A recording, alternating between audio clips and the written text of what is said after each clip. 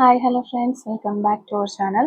ഇന്നത്തെ റീഡിങ്ങിൽ നമ്മൾ നോക്കാനായിട്ട് പോകുന്നത് നിങ്ങളോട് ചെയ്ത കാര്യങ്ങളിൽ അവർക്ക് കുറ്റബോധമുണ്ടോ, അല്ലെങ്കിൽ നിങ്ങളെ ഉപേക്ഷിച്ച് പോയതിൽ, അല്ലെങ്കിൽ നിങ്ങളെ ഹേർട്ട് ചെയ്ത് സംസാരിച്ചു തുടങ്ങിയ കാര്യങ്ങളിലൊക്കെ അവർക്ക് എന്തെങ്കിലും കുറ്റബോധമുണ്ടോ എന്നുള്ളതാണ് നമ്മളിവിടെ നോക്കാനായിട്ട് പോകുന്നത്. അപ്പോൾ വീഡിയോയിലേക്ക് പോകുന്നതിന് മുമ്പായിട്ട് ആദ്യമായിട്ടാണ് ഈ ഒരു ചാനൽ കാണുന്നതെങ്കിൽ ദയവായി സബ്സ്ക്രൈബ് ചെയ്തതിന് ശേഷം വീഡിയോ കാണാനായിട്ട് ശ്രമിക്കാം. അതുപോലെ തന്നെ ഇതൊരു ജനറൽ റീഡിംഗ് ആണ്, ടൈംലെസ് ആണ്, ജനറൽലെസ് ആണ്. എപ്പോഴാണോ നിങ്ങൾ ഈ ഒരു വീഡിയോ കാണുന്നത് ആ ഒരു സമയം നിങ്ങൾക്ക് ഇത് റെസനേറ്റ് ആയി തുടങ്ങുന്നതായിരിക്കും. ഇതിൽ വരുന്ന ക്ലൂസ്, സിറ്റുവേഷൻസ്, എനർജീസ് ഇതെല്ലാം നിങ്ങളുമായിട്ട് റെസനേറ്റ് ചെയ്യുന്നുണ്ട് എന്ന് നിങ്ങൾക്ക് തോന്നുകയാണെങ്കിൽ ഇതൊരു ഗൈഡൻസ് മെസ്സേജ് മാത്രമായിട്ട് എടുക്കുക.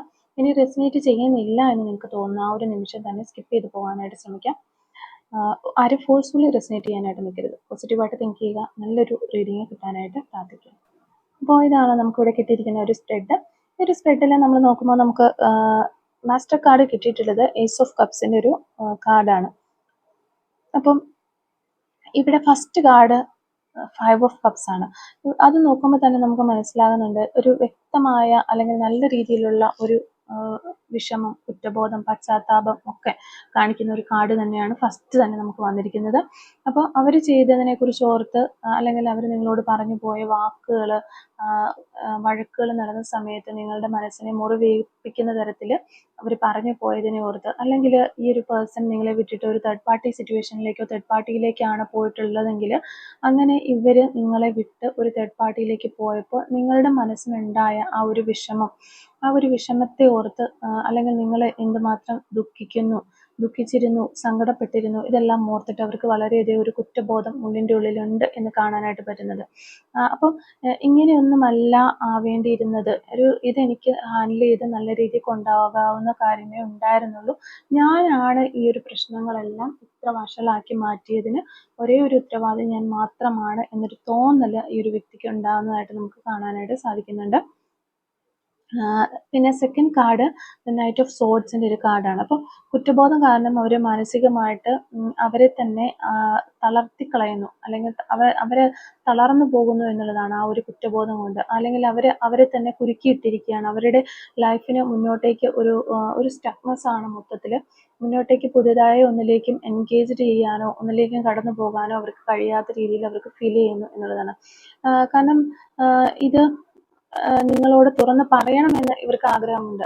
ഈ ഒരു പേഴ്സൺ നിങ്ങളിലേക്ക് വന്നിട്ട് ഞാൻ ആ ചെയ്തു പോയതൊക്കെ എൻ്റെ ഒരു മിസ്റ്റേക്ക് ആയിരുന്നു, ഞാൻ അങ്ങനെ അല്ലായിരുന്നു ചെയ്യേണ്ടിയിരുന്നത്, അല്ലെങ്കിൽ ഞാൻ ഇത്രയും കടുത്ത വാക്കുകൾ നിങ്ങളോട് പറഞ്ഞു പോയി, അല്ലെങ്കിൽ നിങ്ങളെ ഉപേക്ഷിച്ച് പോകേണ്ടിരുന്ന സാഹചര്യത്തിൽ അങ്ങനെ ഞാൻ ചെയ്തു പോയി, നിങ്ങളെ ഒറ്റപ്പെടുത്തി ഞാൻ പോയി എന്ന ഒരു കാര്യത്തിൽ എനിക്കിപ്പോൾ വളരെയധികം വിഷമമുണ്ട് എന്ന് പറയാനായിട്ട് നിങ്ങളുടെ അടുത്തേക്ക് കമ്മ്യൂണിക്കേറ്റ് ചെയ്ത് വരണമെന്ന് അവർ ആഗ്രഹിക്കുന്നുണ്ട്. പക്ഷെ അവർക്ക് പേടിയാണ്. കാരണം അവർ ചിലപ്പോൾ നിങ്ങളെ അത്രയധികം വിഷമിപ്പിച്ചിട്ടായിരിക്കാം ഈ ഒരു റിലേഷൻഷിപ്പിൽ നിന്ന് പോയിട്ടുണ്ടാവുക. അപ്പം നിങ്ങൾ വീണ്ടും അവരിലേക്ക് അപ്രോച്ച് ചെയ്യുന്ന, അവർ നിങ്ങളിലേക്ക് വീണ്ടും വരുന്ന സമയത്ത് നിങ്ങൾ ചിലപ്പോൾ അവരോട് എങ്ങനെ പ്രതികരിക്കും എന്നോർത്ത് ഈ ഒരു വ്യക്തി വളരെയധികം പേടിക്കുന്നതായിട്ട് നമുക്ക് കാണാൻ പറ്റുന്നുണ്ട്. അതുകൊണ്ടാണ് അവർ നിങ്ങളിലേക്ക് വരാനായിട്ട് ഒന്ന് പതുങ്ങി നിൽക്കുന്നത് എന്നാണ് മനസ്സിലാകുന്നത്. അപ്പോൾ അങ്ങനെ നിൽക്കുന്ന സമയത്ത് പോലും അവരെ തന്നെ ശിക്ഷിക്കുന്നത് പോലെ, അവരെ തന്നെ ഒരു ചട്ടക്കൂടിനകത്താക്കി അവരുടെ മനസ്സിനെ തന്നെ അവർ മാനസികമായിട്ട് കുറ്റബോധം നിറച്ച്, ഗിൽറ്റ് ഫീലിംഗ് നിറച്ച്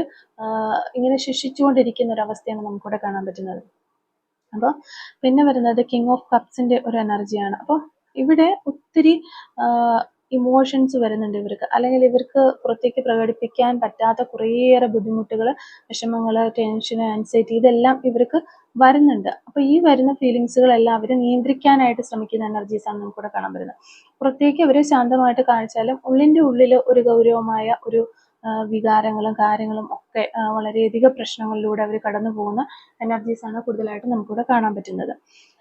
പിന്നെ 9 ഓഫ് സോഡ്സിൻ്റെ ഒരു എനർജിയാണ്. അപ്പോൾ രാത്രി സമയങ്ങളിൽ ഇവർക്ക് ഈ ഒരു ചിന്തകൾ കൂടുതലായിട്ട് വരുന്നു എന്നുള്ളതാണ്. നിങ്ങളെ പറ്റിച്ചിട്ട് പോന്നു, അല്ലെങ്കിൽ നിങ്ങളെ ചതിച്ചിട്ട് പോയി, അങ്ങനെയൊക്കെയുള്ള, ഇനി ഞാനിങ്ങനെ ഒരു പറ്റിച്ച് പോകുന്നത് കൊണ്ട് എനിക്കിങ്ങനെ ഒരു പറ്റിപ്പ് ആരുടെയെങ്കിലും കയ്യിൽ നിന്ന് കിട്ടുമോ, അല്ലെങ്കിൽ ഞാനൊരു പേഴ്സണെ ചതിച്ചിട്ട് പോകുന്നത് കൊണ്ട് എനിക്ക് ഇങ്ങനെ ഒരു ചതി കിട്ടാനുള്ള ചാൻസ് ഉണ്ടോ, അല്ലെങ്കിൽ അത് വളരെ മോശമായി പോയി എന്നൊക്കെയുള്ള ചിന്തകളും വിഷമങ്ങളും കുറ്റബോധവും ഒക്കെ മനസ്സിൽ ഇങ്ങനെ അവർക്ക് ആവർത്തിച്ച് വരുന്നതായിട്ട് നമുക്കിവിടെ കാണാൻ പറ്റുന്നുണ്ട്. പിന്നെ വരുന്ന ഒരു കാർഡ് ദ 2 ഓഫ് പെൻറ്റക്കിൾസ് ആണ്. അപ്പം ഇനി ഈ ഒരു റിലേഷൻഷിപ്പിൽ വീണ്ടും തിരിച്ചു വരണമോ, അല്ലെങ്കിൽ നിങ്ങളുമായിട്ട് ഈ റിലേഷൻഷിപ്പിലേക്ക് വന്ന് കോണ്ടാക്ട് വേണമോ വേണ്ടയോ എന്നൊക്കെയുള്ള ഒരു ചിന്തകൾ ഇവരുടെ മനസ്സിൽ ഇങ്ങനെ നടന്നുകൊണ്ടിരിക്കുകയാണ്. അപ്പോൾ തിരിച്ചു വന്നു കഴിഞ്ഞു കഴിഞ്ഞിട്ടുണ്ടെങ്കിൽ ഇത്രയും ഒരു വെല്ലുവിളിച്ചൊക്കെ പോയൊരു വ്യക്തിയാണ്, പിന്നീട് തിരിച്ച് നിങ്ങളുടെ റിലേഷൻഷിപ്പിലേക്ക് വരുന്ന സമയത്ത് നിങ്ങൾ ആ പേഴ്സണോട് ചോദിക്കും, ഉറപ്പായിട്ടും ചോദിക്കും, അപ്പം നിങ്ങൾ ഇത്ര വലിയ കാര്യങ്ങളൊക്കെ പറഞ്ഞു പോയ ആളാണല്ലോ, പിന്നെ ഇപ്പം എന്ത് പറ്റി എന്ന് ചോദിക്കുമ്പോൾ അവർക്ക് അത് ഫേസ് ചെയ്യേണ്ടതായിട്ട് വരും എന്ന് ഈ വ്യക്തിക്ക് നല്ലപോലെ അറിയാം. അപ്പം അതിൻ്റെ ഒരു ജാള്യത അല്ലെങ്കിൽ ഒരു പേടിയൊക്കെ ഈ ഒരു പേഴ്സൻ്റെ മനസ്സിൽ ഉണ്ട്, മനസ്സിൻ്റെ ഉള്ളിൽ ഇങ്ങനെ കിടപ്പുണ്ട്. അതുകൊണ്ട് തന്നെ തിരിച്ചു വരണമോ വേണ്ടയോ എന്നുള്ളൊരു ചിന്ത അവിടെ വരുന്നത് അതുകൊണ്ടാണ്. അപ്പം അങ്ങനെ ഒരു കൺഫ്യൂസ്ഡ് സ്റ്റേജിലൂടെ ആണ് അവരുടെ മനസ്സ് പോയിക്കൊണ്ടിരിക്കുന്നത് എന്നാണ് നമുക്ക് മനസ്സിലാവുന്നത്. നെക്സ്റ്റ് വരുന്നത് ഹെർമിറ്റ് കാർഡാണ്. അപ്പം ഇവിടെ അവർ ശരിക്കും ഒരു ആത്മപരിശോധന നടത്തുകയാണ്, അവരെ തന്നെ അവർ പഠിക്കാനായിട്ട് ശ്രമിക്കുന്നു. അതുപോലെ തന്നെ ഈ ഒരു പാസ്റ്റിൽ നിങ്ങളുടെ റിലേഷൻഷിപ്പ് പോയിട്ടുള്ള ആ വഴികളിലൂടെയെല്ലാം ഇവരും വീണ്ടും സഞ്ചരിച്ചുകൊണ്ടിരിക്കുകയാണ്. അങ്ങനെ സഞ്ചരിച്ച് അതിൽ വന്നു പോയ തെറ്റുകൾ മനസ്സിലാക്കി കാര്യങ്ങൾ വിലയിരുത്തി അവരുടെ സ്വന്തം തെറ്റുകൾ അവർ മനസ്സിലാക്കാനായിട്ട് ശ്രമിക്കുന്നു എന്നുള്ളതാണ് നമുക്ക് ഈ ഒരു ഹെർമിറ്റ് കാർഡിൽ നിന്ന് മനസ്സിലാവുന്നത്. പിന്നെ പേജ് ഓഫ് കപ്സ് ആണ്. അപ്പോൾ പേജ് ഓഫ് കപ്സ് എന്ന് പറയുമ്പോഴത്തേക്കും ഒരു വളരെയധികം ഒരു സ്നേഹപൂർണ്ണമായ ഒരു കണക്ഷൻ നിങ്ങളോട് തോന്നുന്നു എന്നുള്ളതാണ്. അതുകൊണ്ട് തന്നെ ഇങ്ങനെ ഒരു കുറ്റബോധം തോന്നുന്ന സമയത്ത് ആ ഒരു സ്നേഹത്തോടു കൂടി നിങ്ങളോട് വന്നിട്ട് ഒരു മാപ്പ് പറയണം, അപ്പോളജി പറയണം എന്നൊക്കെ ഒരു സ്നേഹത്തോടു കൂടിയ ഒരു ആഗ്രഹം അവർക്ക് ഉണ്ടാകുന്നതായിട്ട് നമുക്ക് പറയാനായിട്ട് സാധിക്കും. പിന്നെ 10 ഓഫ് വാൻഡ്സ് ആണ്. അപ്പം ഒരു 10 ഓഫ് വാൻഡ്സ് എന്ന് പറഞ്ഞു കഴിഞ്ഞാൽ തന്നെ നമുക്ക് എല്ലാവർക്കും അറിയാവുന്നതുപോലെ തന്നെ വളരെയധികം ഒരു ഭാരം ചുമക്കുന്ന ഒരു മനുഷ്യൻ, അതാണ് നമുക്ക് കാണാനായിട്ട് പറ്റുന്നത്. അപ്പോൾ ആ ഒരു മനുഷ്യൻ ഇവിടെ ഈ ഒരു നിങ്ങളുടെ പേഴ്സണെ സംബന്ധിച്ച് പറയുകയാണെങ്കിൽ ആ ഒരു ഭാരം എന്ന് പറയുന്നത് അവരുടെ ഒരു കുറ്റബോധം തന്നെയാണ്. അവർ ഈ കഴിഞ്ഞ പാസ്റ്റിൽ നിങ്ങളോട് ചെയ്തു പോയതും പറഞ്ഞു പോയതുമായ ആ ഒരു മോശകരമായ കാര്യങ്ങൾ, അല്ലെങ്കിൽ നിങ്ങളെ പറ്റിച്ചിട്ട് പോയിട്ടുള്ള വ്യക്തികളുണ്ടാകാം, നിങ്ങളെ പറഞ്ഞു പറ്റിച്ച വ്യക്തികളുണ്ടാകാം, സാമ്പത്തികപരമായി നിങ്ങളെ പറ്റിച്ചിട്ട് പോയ വ്യക്തികളുണ്ടാകാം, ഇമോഷണലി നിങ്ങളെ ഡ്രെയിൻ ആക്കിയിട്ട് പോയ വ്യക്തികളുണ്ടാകാം. അപ്പോൾ ഏത് രീതിയിലാണെങ്കിലും ആ ഒരു കുറ്റബോധം, അവർ ചെയ്തു പോയ കാര്യത്തിനുള്ള ഒരു കുറ്റബോധം അവരുടെ തലയ്ക്ക് മുകളിൽ നിൽക്കുന്നത് പോലെ അവർക്ക് ഫീൽ ചെയ്യുന്ന ഒരു സമയമാണിത്. ആ ഒരു കുറ്റബോധം ഒരു ഭാരമായിട്ട് അവർക്ക് നിൽക്കുകയാണ്. ഇതൊന്ന് ഒഴിവാക്കി എനിക്കൊന്ന് സമാധാനം വേണം. ഇനിയിപ്പോൾ ഈ റിലേഷൻഷിപ്പിലേക്ക് വന്നില്ല, നിങ്ങളുമായിട്ട് ഒരുമിച്ച് പോയില്ല എന്നുണ്ടെങ്കിൽ കൂടിയും നിങ്ങളിലേക്ക് വന്ന് ഒരു മാപ്പ് പറഞ്ഞ് അവരുടെ ഒരു ഭാരം ഒന്ന് ഇറക്കി വെക്കണം എന്ന് ഈ ഒരു പേഴ്സൺ ആഗ്രഹിക്കുന്നു എന്നുള്ളതാണ്. പിന്നെ ദ ക്യൂൻ ഓഫ് കപ്സ് ആണ് എനർജി വരുന്നത്. അപ്പം നിങ്ങളെ അവർ വളരെയധികം കരുതലോടെയാണ് ഓർക്കുന്നത്. അവരുടെ ഓർമ്മകളിലൊക്കെ വളരെ കെയറിങ്ങോട് കൂടിയിട്ടുള്ള ഒരു പേഴ്സണായിട്ട് തന്നെയാണ് ഓർക്കുന്നത്. അല്ലാതെ ഒരു മോശപ്പെട്ട വ്യക്തി, അല്ലെങ്കിൽ എൻ്റെ ലൈഫിൽ വന്ന് പ്രശ്നങ്ങൾ ഉണ്ടാക്കിയിട്ട് പോയൊരു വ്യക്തി, ആ ഒരു രീതിയിലല്ല, വളരെ സ്നേഹത്തോട് തന്നെ ഓർക്കുന്നു. നിങ്ങൾക്ക് വേദന നൽകിയിട്ടുണ്ട് അവർ എന്നുള്ളൊരു തിരിച്ചറിവ് അവർക്കുണ്ട് എന്നുള്ളതാണ് നമുക്ക് മനസ്സിലാകുന്നത്. അല്ലാതെ അവരുടെ ഭാഗം ഇവിടെ ഈ ഒരു റീഡിങ്ങിൽ ഒരു സ്ഥലത്തും അവരുടെ ഒരു വശം ന്യായീകരിക്കുന്നതായിട്ട് നമുക്ക് കാണാനായിട്ട് പറ്റുന്നില്ല. നിങ്ങൾക്ക് വേദന നൽകി എന്ന ഉള്ള ആ ഉറച്ച തിരിച്ചറിവ് അവർക്കുണ്ട്. അതിലവർക്ക് നല്ല കുറ്റബോധമുള്ളതായിട്ട് തന്നെയാണ് നമുക്ക് കാണുന്നത്.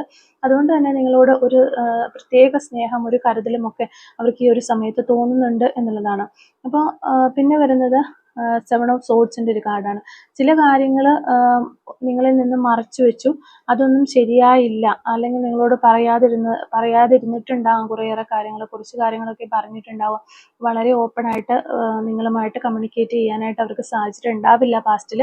ആ ഒരു കുറേ കാര്യങ്ങൾ നിങ്ങളിൽ നിന്ന് മറച്ചു വെച്ചതിനെ ഓർത്തിട്ട് ഈ ഒരു സമയത്ത് അവർ വിഷമിക്കുന്നു എന്നുള്ളതാണ്. അവർക്കൊരു കുറ്റബോധം തോന്നുന്നുണ്ട്. അവർക്ക് ഓൾറെഡി നിങ്ങളെ ഒരു വിട്ട് പിരിഞ്ഞ് ഉപേക്ഷിച്ച് പോയതിലുള്ള വിഷമവും കാര്യങ്ങളുണ്ട്. പിന്നെ നിങ്ങളോട് മോശമായി സംസാരിച്ചത്, മനസ്സിന് വേദന ഏൽക്കുന്ന രീതിയിലുള്ള വാക്കുകൾ പ്രയോഗിച്ചത്, ഇതിനൊക്കെ ഓർത്തിട്ട് അവർ വിഷമിക്കുന്നുണ്ട്. അതോടൊപ്പം തന്നെ കുറേയേറെ കാര്യങ്ങൾ നിങ്ങളുടെ അടുത്ത് നിന്ന് മറച്ചു വെച്ചു, ഒളിച്ചു വെച്ചു, കള്ളത്തരങ്ങൾ ചെയ്തു. ഇതൊക്കെ അവർക്ക് വളരെയധികം കുറ്റബോധം, ഇവർക്കുള്ള ഒരു കുറ്റബോധത്തിനെ കൂടുതലായിട്ട് വർദ്ധിപ്പിക്കുന്നു എന്നാണ് നമുക്ക് കാണാനായിട്ട് പറ്റുന്നത്. പിന്നെ വരുന്നത് ദ നൈറ്റ് ഓഫ് പെൻറ്റക്കിൾസിൻ്റെ ഒരു കാർഡാണ്. അവർ വേഗത്തിൽ ഒരു കാര്യത്തിലും പ്രതികരിക്കില്ല എന്നാണ് നമുക്ക് കാണാനായിട്ട് പറ്റുന്നത്. കാരണം അവർക്ക് നമ്മളോട് പ്രതികരിക്കില്ല എന്ന് പറയുന്നത് വെച്ചിട്ടുണ്ടെങ്കിൽ അവർക്ക് പ്രതികരിക്കാൻ കഴിയില്ല. കാരണം പെട്ടെന്ന് തന്നെ നിങ്ങളിലേക്ക് ഒരു കമ്മ്യൂണിക്കേഷനോ ഒരു ആക്ഷനോ ഒക്കെ ആയിട്ട് വരാനായിട്ട് ഒരിക്കലും അവർക്ക് കഴിയില്ല. കാരണം കൂടുതൽ ആളുകളും ഇവിടെ ഒരു നിങ്ങളെ വേണ്ട എന്ന് പറഞ്ഞ് പുല്ലുപോലെ വലിച്ചെറിഞ്ഞ് ഒരു എന്താ പറയുക, പച്ചപ്പ് തേടി പോവുക എന്നൊക്കെ പറയുന്ന പോലെ നിങ്ങൾക്കും മനസ്സിലായി അവർക്ക് ആ ഒരു ഗ്രീനിഷ് ആയിട്ടുള്ള ഏരിയ ആണ് വേണ്ടത്.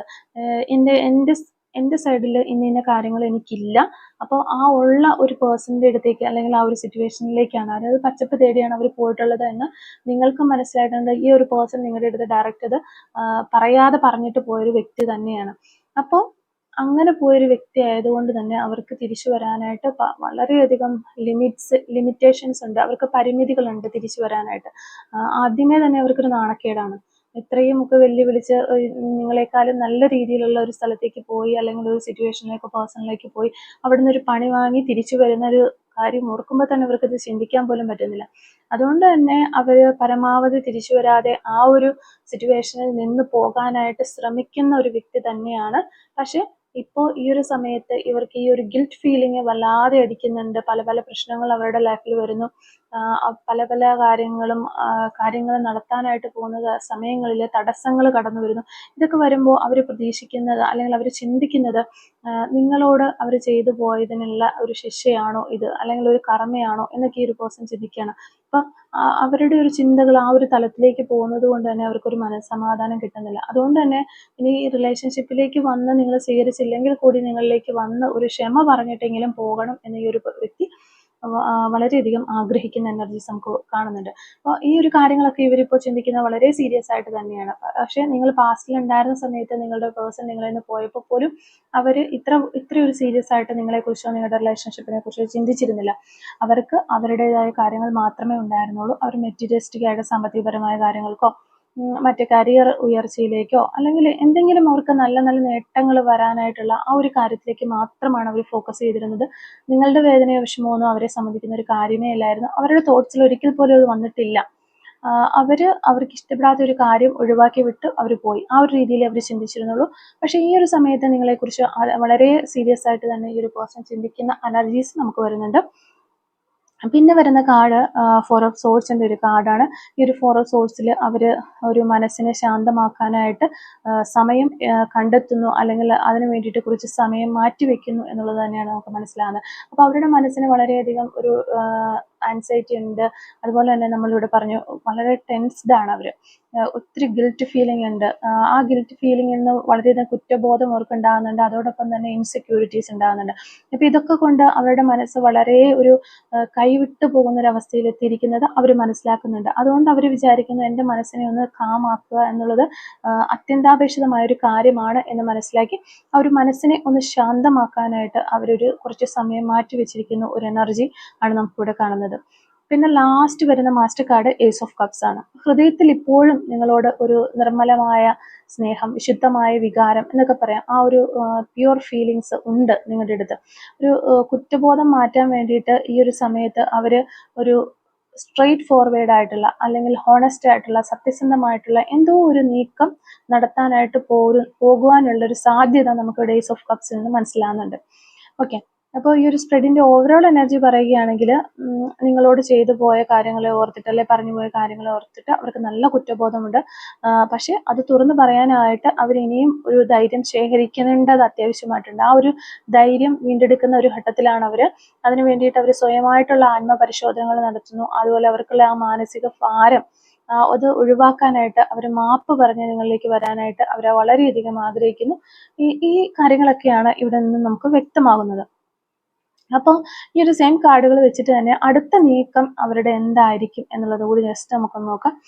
അപ്പോൾ ഇവിടെ അടുത്ത നീക്കം എന്താണ് എന്ന് നോക്കുമ്പോൾ ഹൃദയത്തിൽ നിന്നുള്ള ഒരു സന്ദേശവും മെസ്സേജും ഒക്കെ നിങ്ങളോട് പറയാനായിട്ട് അവർ വളരെയധികം അവരുടെ മനസ്സിൽ നിന്നൊരു ഫീലിങ്സ് വരുന്നുണ്ട്. വികാരപരമായിട്ട് നിങ്ങളിലേക്ക് അവർ എത്തിച്ചേരുന്നു എന്ന് തന്നെയാണ് നമുക്ക് മനസ്സിലാകുന്നത്. പക്ഷെ ഇനിയും ഒരു തീരുമാനം പൂർണ്ണമായി, ഒരു ആക്ഷൻ എടുക്കാനുള്ള ഒരു തീരുമാനം പൂർണ്ണമായി എടുത്തിട്ടില്ല. കുറച്ച് സമയം അതിന് ആവശ്യമാണ് എന്നുള്ളതാണ് നമുക്ക് കാണുന്നത്. പിന്നെ ഇവരിപ്പം നിങ്ങളിലേക്കൊരു വീണ്ടും ഒരു കണക്ഷനായിട്ട് അല്ലെങ്കിൽ ഒരു കമ്മ്യൂണിക്കേഷനായിട്ട് വരുവാണെങ്കിൽ പോലും ലൈറ്റ് ആയിട്ടുള്ള രീതിയിൽ ഏതെങ്കിലും ഒരു ചെറിയ ചെറിയ രീതിയിൽ ലൈറ്റായിട്ട് ഒരു സംഭാഷണത്തിലൂടെ വീണ്ടും ഒരു കണക്ഷൻ തുടങ്ങാനുള്ള ഒരു ശ്രമം ഇവരുടെ ഭാഗത്തുനിന്ന് ഉണ്ടാവുക എന്നുള്ളത് മനസ്സിലാക്കുക. ഇപ്പോൾ ഈ ഒരു വ്യക്തി നിങ്ങളെ നിരീക്ഷിക്കുന്ന ഒരു എനർജി തന്നെയാണ്. അപ്പോൾ സോഷ്യൽ മീഡിയയിലൂടെയോ അല്ലെങ്കിൽ മറ്റേതെങ്കിലും കോമൺ ഫ്രണ്ട്സ് വഴിയോ എങ്ങനെയൊക്കെയോ നിങ്ങളെ ഈ ഒരു പേഴ്സൺ നിരീക്ഷിക്കുന്നുണ്ട്. നിങ്ങളുടെ ഒരു മെന്റൽ സ്റ്റാറ്റസ് എങ്ങനെയാണ്, അല്ലെങ്കിൽ നിങ്ങളുടെ സാമ്പത്തികപരമായ കാര്യങ്ങൾ എങ്ങനെയാണ്, നിങ്ങളിപ്പോൾ എങ്ങനെയാണ് പോകുന്നതെന്ന് മൊത്തത്തിൽ ഈ ഒരു വ്യക്തി പഠിച്ചുകൊണ്ടിരിക്കുന്നതായിട്ടാണ് നമുക്ക് മനസ്സിലാകുന്നത്. അതിനുശേഷം നിങ്ങളിലേക്ക് അപ്രതീക്ഷിതമായ ഒരു മെസ്സേജ് അല്ലെങ്കിൽ ഒരു കോണ്ടാക്ട് വേഗത്തിൽ നിങ്ങളിലേക്ക് വരാനുള്ള ഒരു നീക്കം അവർ ചിന്തിക്കുന്നുണ്ട്. അപ്പോൾ അത് നിങ്ങൾക്ക് പ്രതീക്ഷിക്കാവുന്നതാണ്. അതാണ് പിന്നെ നമുക്കിവിടെ കാണുന്ന മെയിൻ കാര്യം. അപ്പോൾ അങ്ങനെ ഒരു കോണ്ടാക്റ്റുമായിട്ടാണ് നിങ്ങളിലേക്ക് വരുമ്പോൾ അത് തീർത്തും ഒരു ശാന്തവും അതുപോലെ ബാലൻസ്ഡുമായിട്ടുള്ള ഒരു സമീപനമായിരിക്കും അവരുടെ ഭാഗത്തുനിന്ന് വരിക. അപ്പോൾ ചിലപ്പോൾ ഇതിനു മുൻപ് നിങ്ങളുടെ പേഴ്സൺ വളരെ ദേഷ്യപ്പെടുന്ന അല്ലെങ്കിൽ പെട്ടെന്ന് പൊട്ടിത്തെറിക്കുന്ന അല്ലെങ്കിൽ എടുത്തുചാടി കാര്യങ്ങൾ ചെയ്യുന്ന ഒരു പേഴ്സണൊക്കെ ആണെന്നുണ്ടെങ്കിൽ അതിലേക്ക് ഒത്തിരി മാറ്റങ്ങൾ ഇവിടെ വന്നിരിക്കുന്നു. വളരെ ശാന്തമായിട്ടും ബാലൻസ്ഡ് ആയിട്ടുമുള്ള ഒരു രീതിയിൽ പെരുമാറാനായിട്ട് ഈ വ്യക്തി പഠിച്ചിരിക്കുന്നു. അതുകൊണ്ട് തന്നെ നിങ്ങളിലേക്ക് വരുമ്പോൾ ആ ഒരു രീതിയിലായിരിക്കും അവർ വരിക. കാര്യങ്ങൾ പതുക്കെ പതുക്കെ ശരിയാക്കി എടുക്കാനായിട്ടും അവർ ശ്രമിക്കും എന്നുള്ളതാണ്. അപ്പോൾ ഈ ഒരു വ്യക്തിയെ ഇങ്ങനെ ഈ ഒരു ആക്ഷൻ എടുക്കാനായിട്ട് ഒരു കമ്മ്യൂണിക്കേഷന് വേണ്ടിയിട്ട് പ്രേരിപ്പിക്കുന്ന കാര്യം എന്താണ് എന്ന് നോക്കിക്കഴിഞ്ഞു കഴിഞ്ഞാൽ നമുക്ക് ഉറപ്പായിട്ടും പറയാനായിട്ട് പറ്റും. പാസ്റ്റിൽ നിങ്ങൾ രണ്ടുപേരും സന്തോഷകരമായിട്ടുണ്ടായിരുന്ന ആ ഒരു സമയങ്ങൾ തന്നെയാണ് അവർക്ക് വീണ്ടും ഇതിലേക്ക് എത്തിച്ചേരാനുള്ള ഒരു പ്രേരണ കൊടുക്കുന്നത് എന്ന് നമുക്ക് തീർത്തും പറയാനായിട്ട് പറ്റും. അപ്പോൾ ഇപ്പം ഒരു സ്ഥിരതയോടെ കൂടിയായിരിക്കും ആ ഒരു പേഴ്സൺ നിങ്ങളിലേക്ക് ഉറപ്പായിട്ടും വരുന്നത്. അല്ലാതെ എല്ലാ പ്രാവശ്യവും വരുന്നത് പോലെ വന്നിട്ട് പെട്ടെന്ന് തന്നെ ഒരു പ്രശ്നം ഉണ്ടാക്കി പോവുക ആ ഒരു രീതിയിലല്ല.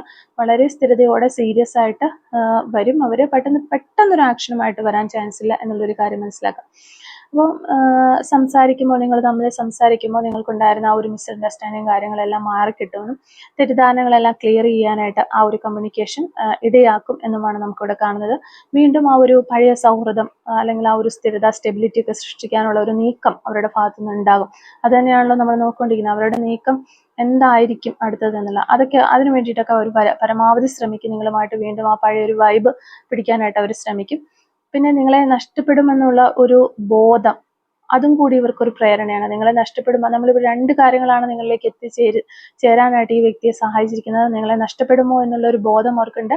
അതുപോലെ തന്നെ പഴയ ഓർമ്മകൾ, ഈ രണ്ട് കാര്യങ്ങളാണ് നിങ്ങളിലേക്ക് എത്തിച്ചേരാനായിട്ട് ഇവരെ പ്രേരിപ്പിക്കുന്നത്. ചിലപ്പോൾ ഈ ഒരു പേഴ്സൺ വളരെയധികം ഒറ്റപ്പെടൽ ഫീൽ ചെയ്യുന്നു. അപ്പോൾ അതും ഇവരെ നിങ്ങളിലേക്ക് അടുപ്പിക്കുന്നു എന്നാണ് കാണുന്നത്. പിന്നെ നമുക്ക് ഇവിടെ ഒരു പുതിയ തുടക്കം എന്നൊക്കെ പറയാം. ഒരു സ്പാർക്ക്, ഒരു ആദ്യപടി എടുക്കാനുള്ള ഒരു ചാൻസ് കാണുന്നുണ്ട് എന്നുള്ളതാണ്. അവസാനത്തിൽ ഇവർ ഈ ഒരു ചിന്തകളും പ്ലാനിങ്ങുകളും എല്ലാം കഴിഞ്ഞതിന് ശേഷം അവസാനത്തിൽ ഒരു പ്രാക്ടിക്കലായിട്ട് ഒരു ആക്ഷൻ എടുത്ത് നിങ്ങളിലേക്ക് വരും. സ്ഥിരമായിട്ടുള്ള ഒരു സമീപനം, ഇത് ശരിയാക്കണം എന്നൊരു മനോഭാവത്തോടെ നിങ്ങളിലേക്ക് വരും എന്നുള്ളതാണ് കാണുന്നത്. അപ്പോൾ അവരുടെ അടുത്ത നീക്കം ഒരു കോണ്ടാക്ട് അല്ലെങ്കിൽ ഒരു സംഭാഷണം ആരംഭിക്കാൻ, കമ്മ്യൂണിക്കേഷൻ ആരംഭിക്കാനുള്ള ഒരു ശ്രമമായിരിക്കും.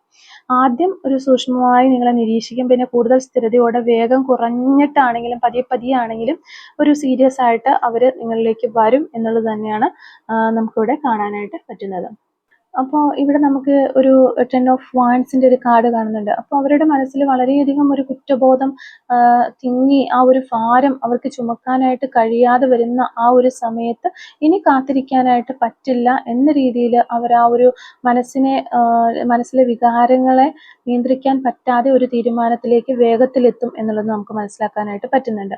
അപ്പോൾ ഇവിടെ ഒരു ടൈം പീരീഡ് നോക്കുകയാണെങ്കിൽ ഒരു എനർജി കാണിക്കുന്നത് 2 to 6 ആഴ്ച 2 to 6 വീക്സിനുള്ളിൽ കോണ്ടാക്ട് ചെയ്യാനുള്ളൊരു സാധ്യതയാണ് നമ്മളിവിടെ കാണുന്നത്. അത് ഒരു കൂടുതൽ തുറന്ന ഒരു കമ്മ്യൂണിക്കേഷൻ തന്നെയായിരിക്കും. നല്ല രീതിയിൽ എല്ലാ കാര്യങ്ങളും അവർ ഒളിച്ചു വെച്ചതും മറച്ചു വെച്ചതുമായ കാര്യങ്ങളെല്ലാം നിങ്ങളോട് പറയും. അവരുടെ തെറ്റുകളും കുറ്റങ്ങളും ഒക്കെ അവർ പറയും.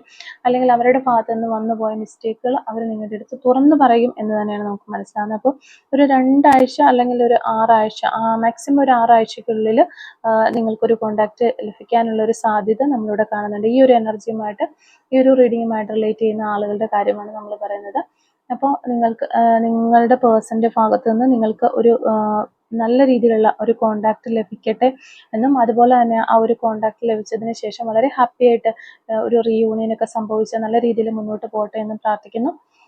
ഓക്കെ, അപ്പോൾ ഇത്രയും കാര്യങ്ങളാണ് ഈ ഒരു റീഡിങ്ങിൽ നമുക്ക് മനസ്സിലാക്കാനായിട്ട് സാധിച്ചിട്ടുള്ളത്. അപ്പോൾ ഈ ഒരു റീഡിങ്ങുമായിട്ട് റിലേറ്റ് ചെയ്ത് വരുന്ന കുറച്ച് ക്ലൂസും കൂടി നമുക്കൊന്ന് എടുത്ത് നോക്കാം. Clues related to this reading. Okay, clues related to this reading. Okay, first clue നമുക്ക് കിട്ടുന്നത് 7 ഡേയ്സ് എന്ന് പറയുന്നൊരു പോസിബിലിറ്റിയാണ്. അതുപോലെ തന്നെ 1992 എന്ന് പറയുന്നൊരു വർഷം കിട്ടുന്നുണ്ട്. നമ്പർ 32 കിട്ടുന്നുണ്ട്. ഗെയിമിംഗ് എന്ന് പറയുന്നൊരു ക്ലൂ കിട്ടുന്നുണ്ട്. ഷോർട്ട് ഹെയർ ഉള്ള വ്യക്തികളായിരിക്കും നിങ്ങൾ അല്ലെങ്കിൽ നിങ്ങളുടെ പേഴ്സൺ എന്ന് വിചാരിക്കുന്നു. 2 months എന്ന് പറയുന്നൊരു പോസിബിലിറ്റി നമുക്കിവിടെ കിട്ടുന്നുണ്ട്. ലോങ് ഡിസ്റ്റൻസ് റിലേഷൻഷിപ്പിലുള്ള വ്യക്തികളായിരിക്കാം നിങ്ങൾ. ഒന്നല്ലെങ്കിൽ നിങ്ങൾ ഒരു ലോങ് ഡിസ്റ്റൻസിലേക്ക് പോയിട്ട് എബ്രോഡൊക്കെ പോയിട്ടുള്ള വ്യക്തികളായിരിക്കും, അല്ലെങ്കിൽ നിങ്ങളുടെ പേഴ്സൺ ഒരു എബ്രോഡുള്ള ആളാകാനും ചാൻസ് ഉണ്ട്. വളരെ സപ്പോർട്ടീവായിട്ട് നിന്നിട്ടുള്ള വ്യക്തികളായിരിക്കാം നിങ്ങൾ. ലെറ്റർ I നമുക്കിവിടെ കിട്ടുന്നുണ്ട്. അതുപോലെ തന്നെ ലെറ്റർ R കിട്ടുന്നുണ്ട്. ടുമോറോ എന്ന് പറയുന്നൊരു പോസിബിലിറ്റി നമുക്കിവിടെ കിട്ടുന്നുണ്ട്. 1 month. 1986 എന്ന് പറയുന്ന വർഷം കിട്ടുന്നുണ്ട്. 1980. Number 23. Letter 2. Dance. Letter O. Number 50. You can trust. Teacher എന്ന് പറയുന്നൊരു ക്ലൂ കിട്ടുന്നുണ്ട്. ഫുട്ബോൾ. വൈറ്റ് കളർ ആയിരിക്കാം നിങ്ങൾക്കോ നിങ്ങളുടെ പേഴ്സണൊക്കെ ഇഷ്ടമുള്ള ഒരു കളർ എന്ന് വിചാരിക്കുന്നു. നമ്പർ 25.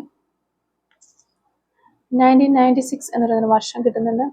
1994. നമ്പർ 49. 1 weeks എന്ന് പറയുന്നൊരു പോസിബിലിറ്റി നമുക്ക് വരുന്നുണ്ട്. കെയറിങ്. ഓക്കെ, വളരെ കെയറിങ് ആയിരിക്കാം നിങ്ങൾ, അല്ലെങ്കിൽ നിങ്ങളുടെ പേഴ്സൺ വളരെ കെയറിങ് ആയിട്ടുള്ള ഒരു പേഴ്സൺ ആകാനുള്ള ചാൻസ് ഉണ്ട്. സെൻസിറ്റീവ് ആയിട്ടുള്ള ഒരു പേഴ്സൺ ആയിരിക്കാം നിങ്ങൾ. ക്രേസി എന്ന് പറയുന്ന ഒരു ക്ലൂ കിട്ടുന്നുണ്ട്. റോസ് കളർ ആയിരിക്കാം നിങ്ങൾക്ക് ഇഷ്ടമുള്ള ഒരു കളർ എന്ന് വിചാരിക്കുന്നു. നമ്പർ 24 നമുക്കിവിടെ കിട്ടുന്നുണ്ട്. 2 days എന്ന് പറയുന്നൊരു പോസിബിലിറ്റി കിട്ടുന്നുണ്ട്. ഫോളോ ന്യൂ ട്രെൻഡ് ഒക്കെ ഫോളോ ചെയ്യുന്ന വ്യക്തികളായിരിക്കാം. Feels past life connection. ഈ ഒരു റിലേഷൻഷിപ്പിൽ ഒരു പാസ്റ്റ് ലൈഫ് കണക്ഷൻ ഉണ്ട് എന്നാണ് കിട്ടുന്നത്. ഫോട്ടോഗ്രാഫി എന്ന് പറയുന്നൊരു ക്ലൂ കിട്ടുന്നുണ്ട്. അതുപോലെ ബേക്കർ നമുക്കിവിടെ കിട്ടുന്നുണ്ട്. റൈഡിങ്. ബ്രൗൺ കളർ ആയിരിക്കാം നിങ്ങൾക്ക് നിങ്ങളുടെ പേഴ്സൺ ഇഷ്ടമുള്ള ഒരു കളർ. 1979 എന്ന് പറയുന്ന വർഷം കിട്ടുന്നുണ്ട്. മ്യൂസിക് എന്ന് പറയുന്നൊരു ക്ലൂ കിട്ടുന്നുണ്ട്. 1980 നമുക്കിവിടെ കിട്ടുന്നുണ്ട്. പാലക്കാട് ജില്ല നമുക്കിവിടെ കിട്ടുന്നുണ്ട്. Letter E. Number 42. Number 36. Music എന്ന് പറയുന്നൊരു ക്ലൂ കിട്ടുന്നുണ്ട്. നമ്പർ 37. 1988. 1975. Letter C. അപ്പോൾ ഇത്രയും ക്ലൂസ് ആണ് ഈ ഒരു റീഡിങ്ങുമായിട്ട് റിലേറ്റ് ചെയ്ത് നമുക്ക് കിട്ടിയിട്ടുള്ളത്. അപ്പോൾ ഈ ഒരു ക്ലൂസും അതുപോലെ തന്നെ റീഡിങ്ങും ഒക്കെ നിങ്ങളുമായിട്ട് റെസിനേറ്റ് ചെയ്യുന്നുണ്ട് എങ്കിൽ തീർച്ചയായിട്ടും കമൻറ്റ് വഴി അറിയിക്കാനായിട്ട് ശ്രമിക്കാം. അതുപോലെ തന്നെ റീഡിങ് നിങ്ങൾക്ക് ഇഷ്ടമാവുകയാണെങ്കിൽ തീർച്ചയായിട്ടും ലൈക്ക് ചെയ്യുക. കമൻറ്റ് സെക്ഷനിലുള്ള ഹൈപ്പും കൂടി ഒന്ന് ചെയ്തിട്ട് പോകാനായിട്ട് ശ്രമിക്കാം. Thank you for watching.